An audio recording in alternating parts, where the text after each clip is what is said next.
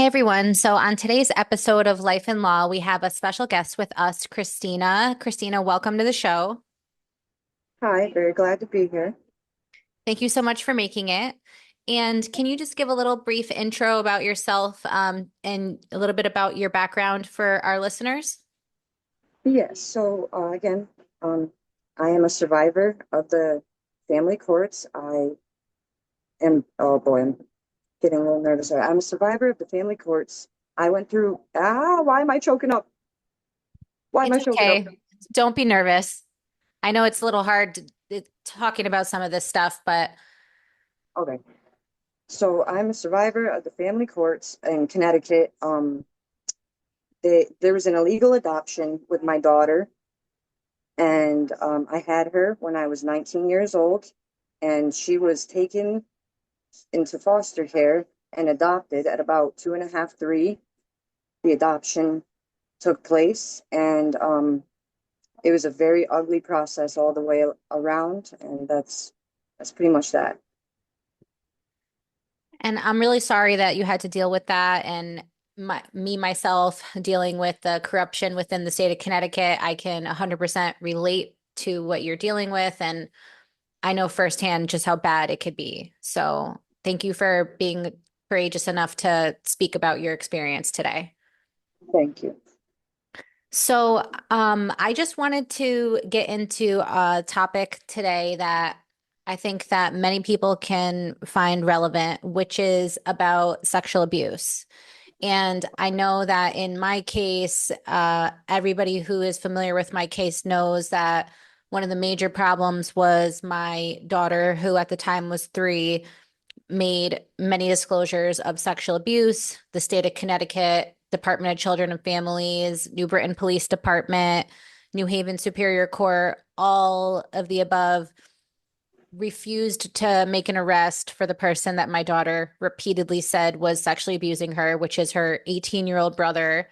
And I think that it brings up a very important topic, which is the fact that now more than ever, it seems like people are starting to come out and be more vocal and saying, well, I experienced that too. My child experienced that too. I know my DMs get flooded every day and comments gets flooded. And so many people are now speaking up. And I think that, some of these really touchy subjects like human trafficking and sexual abuse and, child porn trafficking and some of these things, they were never acceptable topics to talk about. And would you agree that more recently it seems like less taboo for people to chime in about these things? I would certainly agree. There's also a great voice out right now. That woman I had sent you the screenshot, Allie Carter, she's speaking on her story and how she was one of the children that was, trafficked and by DCF. And what was her name? Allie Carter, Allly. Her last name is Carter. And is she from Connecticut also? No, Do you know what state she's in? I don't. I know she moves around a lot because, she's got people following her while she's, speaking truth and telling her story. I think she's tried to get her story out there a few times, and it's just now recently catching the amount of traction that it is. Yeah, and it's just amazing how so many people have reached out saying that the same thing has happened to them. And it just seems like, when I was growing up and maybe, 20 years ago, 30 years ago, if stuff like this happened, that people would not talk about it. It would keep it hush hush, keep it within the family, don't say anything. It was almost like shameful to talk about it. Would you say that's your experience when you were younger too? Absolutely. And my family as well. The females are very much like that, coded with the silent generation. My aunt spoke a bit about the silent generation to me that, exactly when things happen, you just kind of kept it to yourself and kept it moving. Yeah, and I think that that's part of the problem that, people think that everything is fine because nobody speaks up. And the more that people speak up, the more it gives other people the courage to also speak up and say, hey, this also happened to me and also happened to my daughter. And not be scared of the consequences. And, I definitely feel like more people feel safer now to be able to speak up because they can look and see examples of other people who are doing the same. Precisely. I agree with that very much. Very And much so. I know you mentioned, sometimes people are afraid and with the retaliation and things like that. Have you had any retaliation from the state or DCF that you want to share about? I have had retaliation.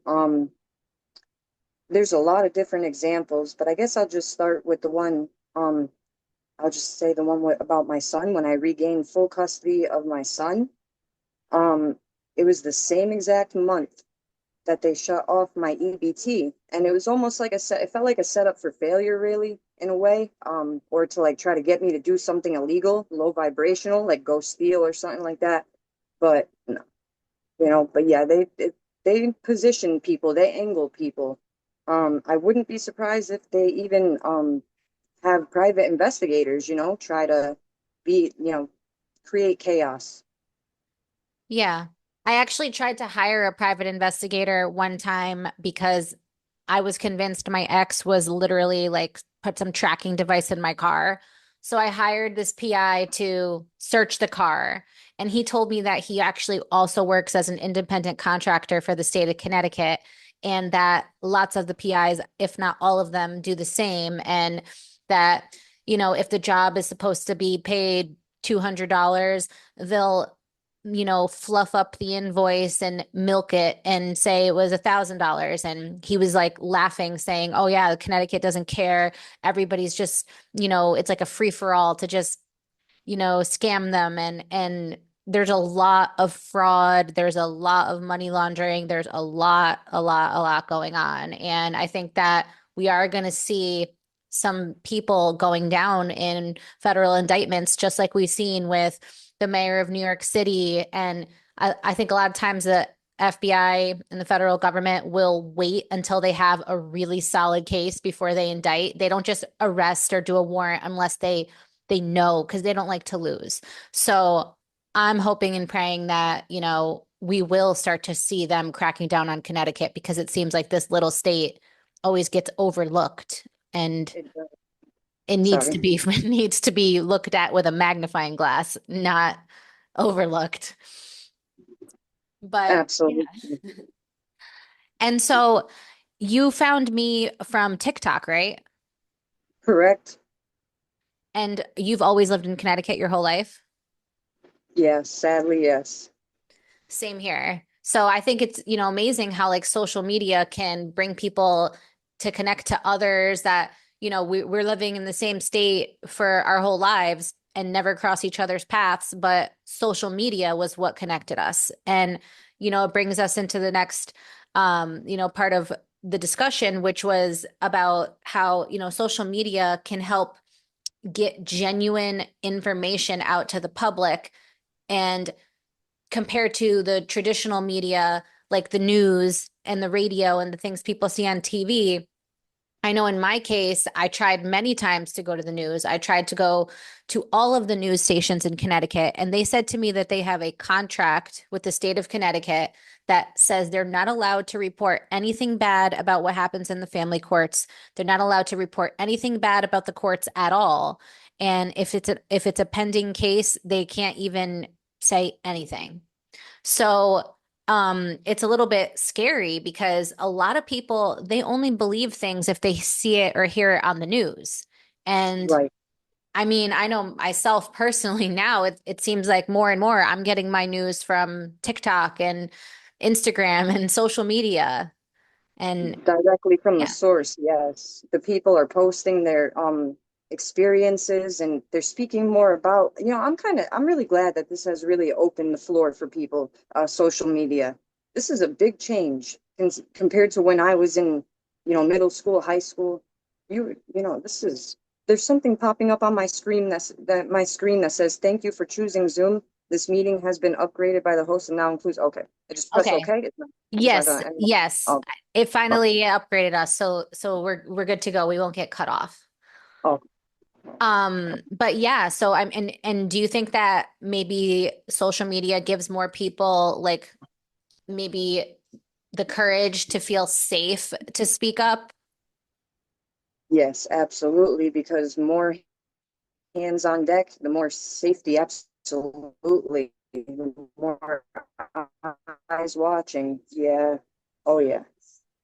Yeah, and I know like I don't know about in any of your cases, but I know like with mine that they were telling me do not post on social media. You cannot post. Like when they took my daughter, I knew they violated my rights. I knew what they did was illegal. I just wanted to go and make a post that second. I wanted to literally go on social media and even I didn't have a lot of followers. I had like few thousand followers like and I just wanted to scream it from everywhere and tell everybody in the world. And I said, you know, if I posted this, it would get millions of views. And everybody's like, don't do it. Don't do it. They'll retaliate. They'll retaliate. And I listened to that for months. I was silent. I was silently suffering.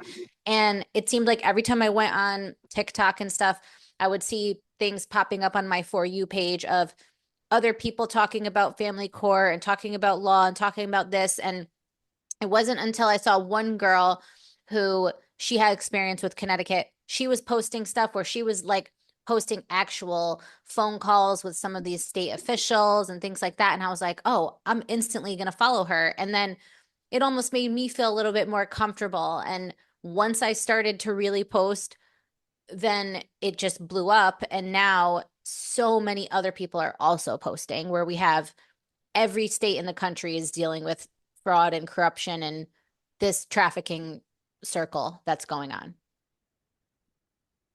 Absolutely. It's kind of interesting how that domino effect works because that's how you told your story and then I found you and it gave me, you know, the strength to get on here and tell my story and speak on my experience. So I'm really grateful for you pushing past that fear, truly.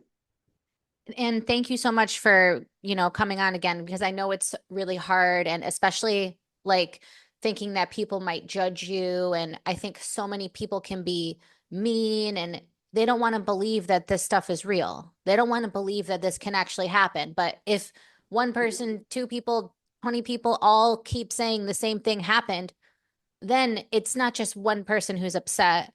It's an ongoing systemic pattern that they are doing racketeering and illegal stuff and they're getting rich off of this and they're literally selling and trafficking our kids. Tell us a little bit about what the you mentioned having some fraudulent adoption. Can you tell us a Yeah, little more about what the state did and how they violated your rights? they violated my 14th Amendment. Um, this is a due process. That was no due process at all. I just, I recall that whole scenario being very like the DCF worker would say one thing one day and then the next day another thing, and then we get to the courthouse and it's a completely different story. So these people work off of chaos. They rely on you being in survival mode because if you can't think straight, then you know what I mean, then they get over on you. That's literally what they rely on. Um, and with the 14th Amendment, yeah, my daughter, she was adopted by a couple who is on the Litchfield County Board, and they also, the wife, she is a Sunday school teacher at the local church. And yeah, I don't know. It really, the child is supposed to go with the least restrictive means. That's what it was said in court, right? So in my case, I was young. I figured if I wasn't good enough, then the next best thing would be my biological sibling, my brother and his wife, who my sibling is 13 years older than me. He had more stability at the time. And I said, okay, I'm okay with that. If my brother and my sister-in-law adopt my daughter, I'm fully okay with that. At least I know she's with family and with people that I know will raise her the right way. And it didn't go that way. They were all on board, and this is all in the documentation. And at the last moment, I guess the court had decided that my daughter was attached to her foster parents. She had only been there for about 3 or 4 months at that time, and in the first 30 days that she was there, she had broken her clavicle. her collarbone. There was never a proper investigation into that. Um, So she had yeah, broken bones in foster care, and these yep. foster parents were able to adopt her. Yes, correct. This was before the adoption. And when I asked how did this happen, they said that she was standing at the top of the stairs wearing a plastic pair of princess play shoes and kind of tripped and lost her balance. Where is the baby gate? And did DCF have any concerns about this when you told them all these things? Did they care at all? No, no, the DCF worker, Reagan Horvey, is the one that called me. It was after 7:30 at night. And I remember that phone call to this day, looking at my phone, seeing the number. I'm like, why are they calling at this time? Like, it's weird. And just I answered the phone. Her voice was shaky. She just explained to me that my daughter Adelina had broken her clavicle and she had to let me know. She had to let me know. And then that was it. That was pretty much it. After that, I got swept right under the rug. Wow. And so she's still living with them to this day. Yes. And she does have a great relationship with my brother and sister-in-law, though. They let her, spend time with them and sleep over. And they have a daughter who is a couple years older, and they're very well bonded. And do you have any contact with her at all? Cards. I think that they have her as a way to handle her emotions. They'll have past Mother's Day was the first time I actually got any of them. So they I'm gave them sorry, to my you brother though, and then I don't know if it's my this connection or past Mother's. yours, but you cut out for a second. You were saying something about cards that she sent you, or Yeah, so I think they have her write cards and letters as like a way to get through her emotions and stuff like that. So they have her write to me. And this past Mother's Day though was the first time that I had ever gotten any of those letters or cards. They were not sent directly to me. They were given to my brother, and then my brother and sister-in-law gave them to me. But I'm just grateful either way. yeah, I know it's difficult. Like, this year was the first Mother's Day that I didn't get to be with my kids, and it's like torture. It's the definition of torture under international law, under the UN. There's treaties preventing torture against people, women and children, and what they're doing in the family courts and the juvenile courts and the child protection. It's it's beyond what anyone can imagine. So, it's difficult, but at least you were able to finally get those. Would they let you write back, or do they give you a hard time?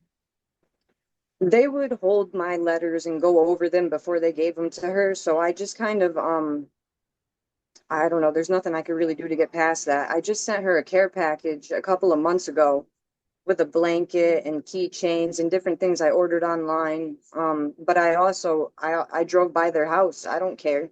I don't care. I went to their house and knocked right on the door. And this was at evening time. It was dark outside. And for some reason, my daughter was the only child that was not there. The foster mother, Beatrice, came out and she's like, "Hi, nice to finally meet you." And this and that. And she was like, "I was just gonna let you know, like, for future reference, but you probably shouldn't stop by again because my husband will call the cops." And I'm thinking to myself, it's evening time. You have two other little girls that are here that are your daughters, or whether they're adopted. I'm not even sure at this point. However, why is it evening time? It's dark out. Why is my daughter the only one not here and neither is your husband? And nobody could explain where she was. No, no. And how old is your It, daughter now? now she was born January 14th, 2013. So we're going into 11 years now. Going into, yeah, we would just turn, she just turned 11. I hate Wow. counting the time. I make that very clear. I hate counting the amount of time that we have been apart. It's very difficult for me. And I know a lot of people think, I hear this all the time where people say, oh, once the child's 12 years old, they can make their own choice about where they want to live and things like that. And in my experience, I don't think that's actually true. Have you ever heard something like that where in Connecticut, kids get a say in who they live with once they reach a certain age, because I think that's not happening in our state. No, no, absolutely not. And if that was the case, my daughter would be setting up right now to come home to me. In those cards, she says, "I can't wait to tell you everything. I think anybody would be lucky to have you as a mother." Those are direct quotes from what she wrote with her heart, her soul, her handwriting. So no, that is not happening. They are not giving the children their room to speak. No. And from what you understand, um, the foster parents get paid through the state payments when they're fostering kids, and there's a financial incentive to continue keeping the children, right? Oh yeah, absolutely. They actually upgraded their house. So yeah. Yeah, and I think this is all part of the whole trafficking scam where, it's like they're abusing the Title 4D funding, and whether it's with child support or child protection or, custody, people do not realize that these federal funding incentives get used by the states and exploited by the states to then fund the pensions of these judges. And so they do not care. They're getting paid every time that they destroy a family. And they know that these parents like us will continue to fight and get lawyers and file and do all these things. And it's more money in their pocket. Not to mention when they send you for court ordered therapy and court ordered drug testing and court ordered reunifications, and all of these things cost money. And if you don't have the money and the state gives you a fee waiver, the state is still collecting the money at the end of the day off the taxpayers. And so it's like a circle. And it's really, really scary what's going on in Connecticut. And I think people really need to understand that it could happen to me, it could happen to you, it could happen to anyone. I've seen even lawyers and doctors going to jail for, trying to protect their kids. And in jail now, there's even a mom who the judge said she wanted to pay her to pay like 15,000 in attorney's fees to the ex-husband. And I think she was like a Harvard educated lawyer. And she said she didn't have the money and they put her in prison. And I think she's still in prison. I feel like finances or lack thereof should never disclude you from being a parent. Anybody. It should never, disclude. I Exactly. And it seems like discrimination against like women and mothers, because like you'll see like a lot of the men's prisons will literally have like buses shipping the kids to go visit with their dads in jail. And there's all these programs like access and visitation grants, and there's so much support for fatherhood, but nothing for moms. And so like they're taking kids, ripping them away from loving, protecting moms, giving them to abusive fathers, and making the moms go crazy, ending up in jail, kill themselves, or in a mental hospital. And then the children grows up with a fucked up life, excuse my language, and they turn into big pharma patients and in the system their whole life. And that's why I believe that Yale is a big major player in this, and they grossly harmed our family beyond repair and taking no responsibility for it and just continuing to retaliate, cover it up. I still can't even get records. And like the forensic interview, which was conducted at Yale, my daughter disclosed being sexually abused by her 18-year-old brother, Dominic Lodice, at the forensic interview on March 3rd, 2023, in front of Leah Smith from the Yale Child Abuse Clinic. And to this day, I have zero access to that forensic interview. They will never give it to me. They said that nobody's ever allowed to see it, watch it, or have a copy of it, and that it's property of the New Britain Police Department. So it's like, what are they trying to hide? If this is supposed to be a medical record, I have a legal right to access it. If you're hiding it, did my daughter say more in there that you don't want me to see? Because she was very vocal. And everybody who sees my videos is like, oh, call the police, call the police. Like, yeah, I did. Call DCF, I did. And now what? Now I lost my daughter for saying that. So maybe if I had just took her and left and went somewhere to a safe house or something and got real protection, maybe she would still be with me right now. Maybe Juliana would still be with me right now. But because I tried to follow their system and their rules and do it the legit way, I was punished.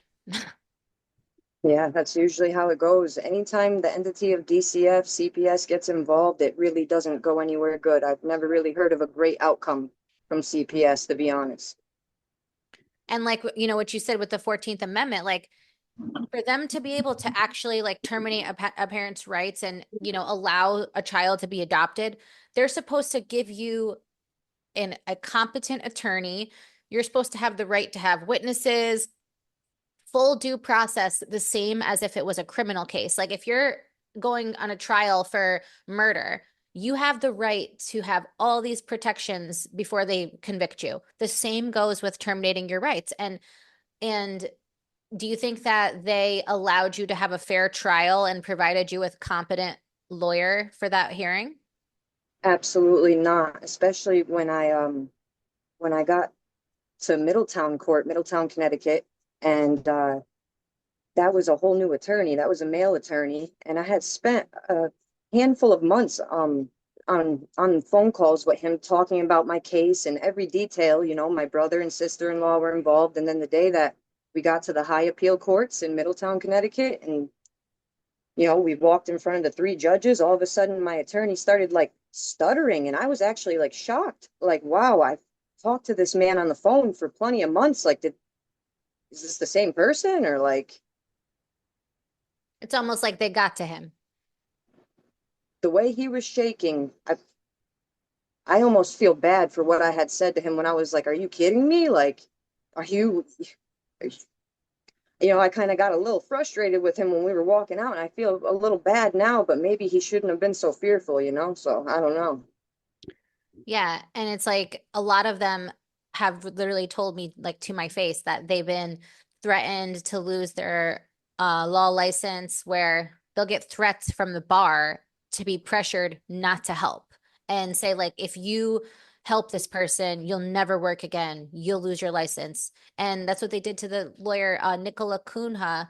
She tried to help people and asked the judge to recuse himself and they turned around and disbarred her and put her in jail. So imagine being a lawyer for like 20, 30 years, working your whole life for that career. That's not easy to do. And then you lose it all because you actually try to help somebody and stand up for what's right. Right, right. That's I think the same goes even with the social workers themselves, how, they go through schooling and they owe all those student loans for, to become a resource specialist or family, whatever they want to call themselves. And it kind of sort of becomes it's my family over yours. If I don't do this, then my family's not going to be able to, we're not going to have, it's all about finances. It's all about the money. It always comes down to the money and the power. Exactly. And it's like they're like monetizing our children by putting dollar signs on our kids and saying, okay, child support, okay, money for, foster care, this, that. Like, it's like our kids are not for sale. And like, this is no different from literally taking somebody and selling them into the sex trade because a lot of these kids are getting abused. And I know for a fact my daughter is being abused. I know for a fact that her father and his family and everybody is aware of this and that they are not only covering it up, but they're encouraging it and allowing it. And sometimes I just feel so powerless. But I think that, the more that people speak up, like we said earlier, the more of a chance that maybe somebody will listen. Because if there's 1,000 corrupt people that work for the FBI that look the other way, maybe there's one person that has a genuine moral compass. And maybe that one person will see my podcast or see my TikTok or see my YouTube. And if not, then if I could help, raise awareness so that other people don't fall into the same mistakes I did, then at least I'm helping people. And also to like put set the record straight because Agreed. our children deserve to know the truth. And who knows what these people say to the kids? They lie and tell the kids, oh, mommy left you or mommy didn't care and da da da. And like, if the kids try to go look at the records, they're confidential or they're destroyed or they're altered or they're filled with lies. And so it's like you know, that's why it's important to always be able to set the story straight. And, even if you don't send a letter back, maybe, writing the letters and then keeping them. And then one day when she's older, then you can give it to her and say, here's all the letters that I wrote for you all these years. So she can see That's actually the a truth. fantastic idea. Sorry. Yeah. That is a wonderful idea, though. And so you've dealt with Middletown Court. Yeah, that was for the appeal. Initially, the court I had dealt with the most was in Torrington, Connecticut, family court. And then, yeah, when they went to terminate my rights and I appealed that, and that's how I made it to Middletown. Did you ever have Judge Torres, That's Jessica Torres? maybe that sounds familiar. I do recall in Middletown there was two females and one male. And I found it so interesting that they had like three judges. It was kind of intimidating a little bit. That was for the appeal, right? Yeah, yep. And the appeal went nowhere. They didn't.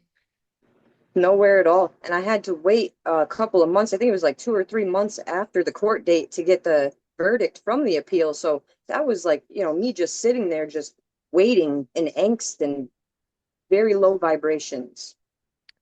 Yeah, it took a whole entire year for my appeal to get a decision. And they came back and they wrote one sentence saying, we affirm the trial court's decision.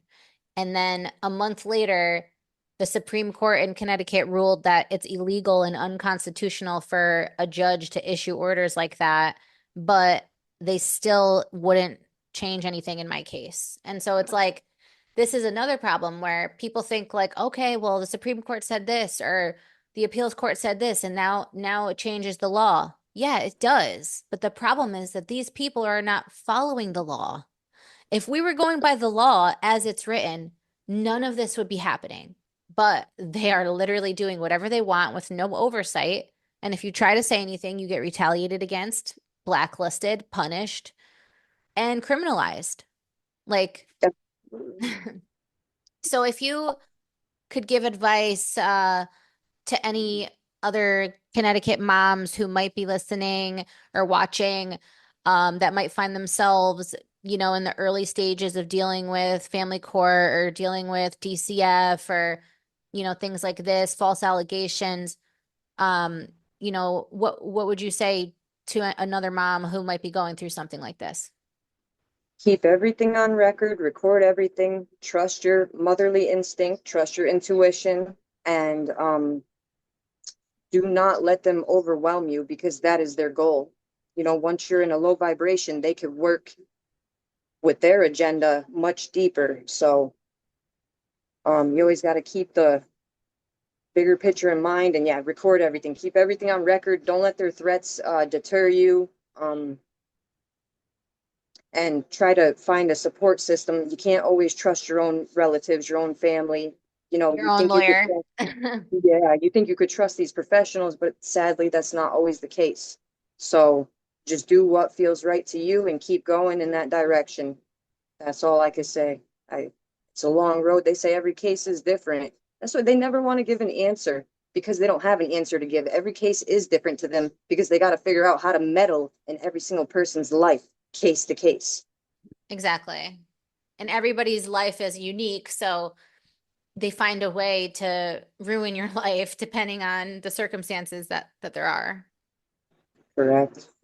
But I do agree that it's like a mental spiritual warfare where they're trying to like break you down emotionally and spiritually and like it's the more you can just stay strong and not react and not like you said, what oh you wake up, oh they cut off your snap or whatever it is, and it's just whatever they're doing. It might not seem like a big deal, but all these little things, it's like picking at you, and they want you to just blow up and snap. And I've seen other moms fall into those traps and end up getting arrested and stuff like that. So I definitely agree that it's important to keep your strength. And what do you do for you know, self-care and trying to cope with all of this? I do a lot of meditating. and researching other cases alike to, gain as much knowledge as I can. So I know when the day comes that I am reunified with my daughter for good, I can try to at least fill in as many blanks as possible. Yeah, and I think that that's really important because, she is going to see the truth one day. And like you said before, documenting and recording and putting things organized. And personally, I like to do like a Google Drive folder and stuff because you can look at it from any device and you can share it with people. And this way, one day when she's older, you can say, here's the link, here's the flash drive with everything, and here's the truth. Agreed. So, I want to thank you again for your time today. And thank you so much. I know it's difficult to talk about this, and I know it takes a lot of courage to come on camera and talk about this stuff publicly like this. And so, thank you again for, putting your story out there. And I know that other women are going to listen and hear this and feel more comfortable to talk about what's happening to them. Absolutely. And again, thank you for having me. I'm sad that it has to be under these circumstances that we're connecting, but I'm glad that we found each other and we were able to connect. And thank you so much for leading with your torch. Honestly, thank you. Thank you so much. It means a lot that you're here today. So keep up what you're doing and keep fighting. You too. Talk Okay. soon. Okay. Bye bye.